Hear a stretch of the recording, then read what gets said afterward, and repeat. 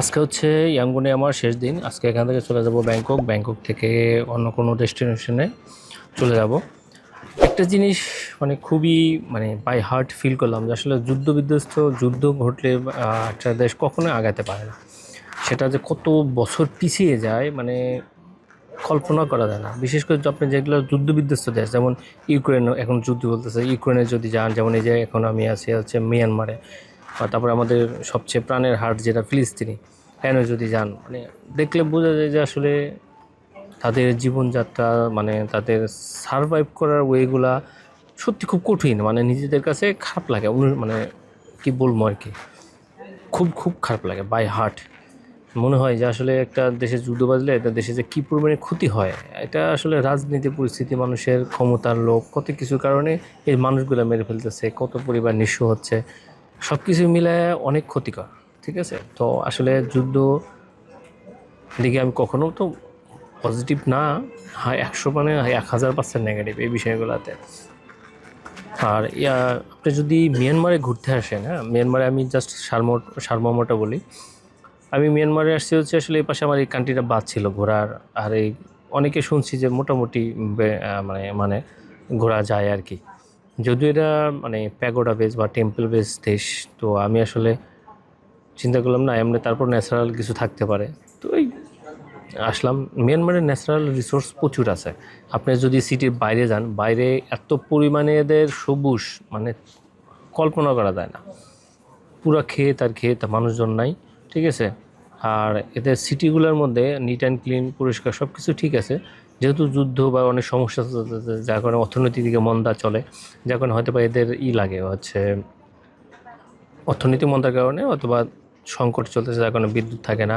তারপরে কিছু প্রবলেম আছে, যে প্রবলেম আমাদের দেশে যুদ্ধ নাই তাই আমাদের বিদ্যুৎ থাকে না, দিনে কত ঘন্টা থাকে খোঁজ থাকে না। আর এদেশে তো যুদ্ধই চলতেছে, বিদ্যুৎ তারপরও যা থাকে কল্পনার বাইরে। এবং তেলের দাম অনেক কম, অনেক কম। তেল এনে $1 নিচে আপনি তেল পাবেন।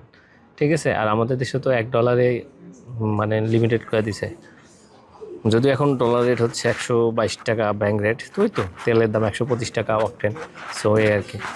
তো সব কিছু মিলে এখানকার যে পরিস্থিতিগুলো, একটা সময় মনে হতো যে এই দেশ আসলে কী ছিল আর কি হতে পারতো, কিন্তু এদের রাজনীতি প্রতিহিংসা, দেখুন হচ্ছে এই যে সেনা কু করে দেওয়া, এই ঝামেলা ঝামেলা শুধু। এটা কিন্তু এদের না। আপনি যদি ইতিহাস পড়েন মিয়ানমারের, আপনি দেখবেন কত সময় একদম গভর্নমেন্ট নির্বাচিত গভর্নমেন্ট ছিল, ম্যাক্সিমাম সময় এই সেনা শাসন চলছে। বিভিন্ন সময় এই যে অং সান সু চি এখন যে গৃহবন্দী আছে, এ যেমন ইলেক্টেড ছিল, এর আগে এর বাবাও এরকম ছিল, তাকেও বারবার কু করে দিছে, দেন আবার সরকারে আসছে, এরকমভাবে বিভিন্নভাবে চলছে। তবে এখানে সবচেয়ে বেশি ইফেক্টিভ বিষয় হচ্ছে, সবচেয়ে জবরদখল বিষয় হচ্ছে এখানে চাইনিজ আধিপত্য। এরা চাইনিজদের প্রচুর ডরায়। যেমন আমার রুমে একজন ছিল, ও বলতেছে তুমি যদি চাইনিজ হও, তোমার জন্য পুরা মিয়ানমার ওপেন, তোমাকে টাচ করার মতো কারো সাহস নেই। চাইনিজদের তাহলে কী পরিমাণ আধিপত্য। দেন হচ্ছে এখানে, তবে এই জায়গাটাতে একটা প্রবলেম আছে। চাইনিজরা কী করছে, মিয়ানমারের যে বর্ডার এরিয়াগুলো আছে, যেগুলোতে এরা কাভারেজ করে, ওই বিভিন্ন বাহিনী দ্বারা, ওই এরিয়াগুলোতে পুরো স্ক্যাম আছে। স্ক্যাম বলতে কি, চাইনিজ কল সেন্টার বানাইছে, হ্যাঁ, যেটা থাইল্যান্ডে কম্বোডিয়াতে চলতো। ওই কম্বোডিয়ার পাশাপাশি ওরা কী করছে, এই জায়গাগুলোতেও তৈরি করছে। লাস্ট আমি গতকালকে থাইল্যান্ড পোস্টে একটা নিউজ দেখলাম, এখানে প্রায় 100 কত জনরে ধরছে, সবই হচ্ছে বাইরের। আমরা বাংলাদেশে আছে, থাইল্যান্ডে আছে, চাইনিজ আছে, হংকং আছে, হংকংয়ের আছে হচ্ছে 6 জন। এরকম অনেকে ধরছে, সবাই হচ্ছে এই স্ক্যামের শিকার হয়েছে। ঠিক আছে, আর হিউম্যান ট্রাফিকের শিকার অনেক দিন ধরে এনে বন্দী ছিল। তো এই যে এইগুলো চলতেছে ভাই, এটা বড় এরিয়াতে চলতেছে, আর এরা এগুলো লাগায় রাখছে, রাজনীতি পরিস্থিতি সব কিছু লাগায় রেখে দেশটারে পুরো ধ্বংস করেছে। কারণ এই দেশের যত রিসোর্স ছিল, এই দেশটা চাইলে ইউরোপের পর্যায়ে চলে যেতে পারতো। আপনি যদি ফিজিক্যালি যখন আসবেন, তখন আপনি একটা দেশের রিসোর্স দেখলে সব কিছু চিন্তা করলে বুঝবেন, হ্যাঁ, এটা অনেক বেটার ছিল। আর এখানকার মানুষজনের যে রেসপন্সিবিলিটি, যার যেটা রেসপন্সিবিলিটি সে পালন করে, কেউ ফাঁকিবাজি নাই। মেইন কথা, একটা দেশে যখন আপনি ঘুরতে যাবেন, আমি যেমন এই দেশটা ঘুরতে আসছি, লোকাল লোক যারা, যদি আপনি সেফ থাকেন, সেই দেশে আপনি যে কোনো জায়গায় সেফ। ঠিক আছে, যেমন আমি এমন গলিতে গেছি, আমরা দুজনে, আমি এনাজ বলে, এমন এমন গলিতে গেছি, মনে হয়েছে যে এই গলিগুলোতে কখন যে পকেট মার ধরে বা ছিনতাইকারীদের, না, কিছুই না। এরা লোকাল মানুষগুলো সবচেয়ে ভদ্র এবং পোলাইট। তারা জানে না যে কীভাবে আপনার সাথে স্ক্যাম করতে হবে। ঠিক আছে, তবে পৃথিবীর সব জায়গায় মানে স্টেশনগুলোতে, যেমন বাস স্ট্যান্ড, সিএনজি স্ট্যান্ড বা যে কোনো স্টেশন, এগুলোতে বাটপার থাকবে, এটা তো স্বাভাবিক, এটা আমরা আপনারা সবাই জানি। সেটা আমার দেশে হোক আর বিদেশে হোক, যে কোনো দেশে হোক। আমি পৃথিবীর আমি যতগুলো দেশে গেছি, এতগুলো দেশে যাই না, যতগুলো দেশে যাওয়ার সুযোগ হয়েছে সবগুলো দেশেই একই অবস্থা।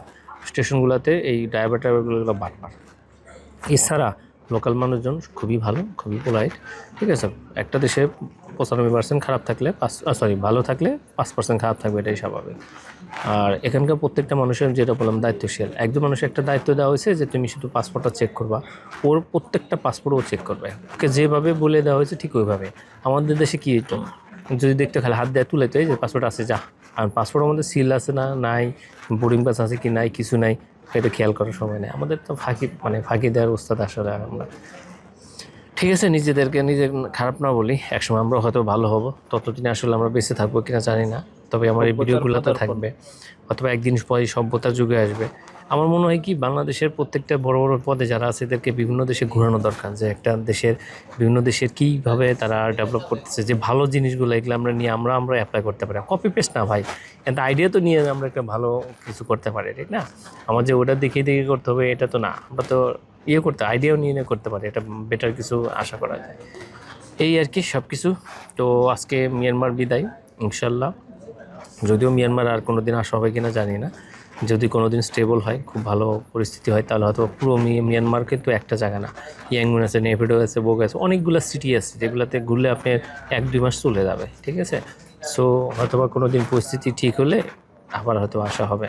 তবে খুব মিস করব, মানে মানসিকভাবে মিস করব, যে মানুষগুলো আসলে কত ভালো, তাদের সাথে কী অত্যাচার হয়, মানে কত খারাপ কাজ হয়।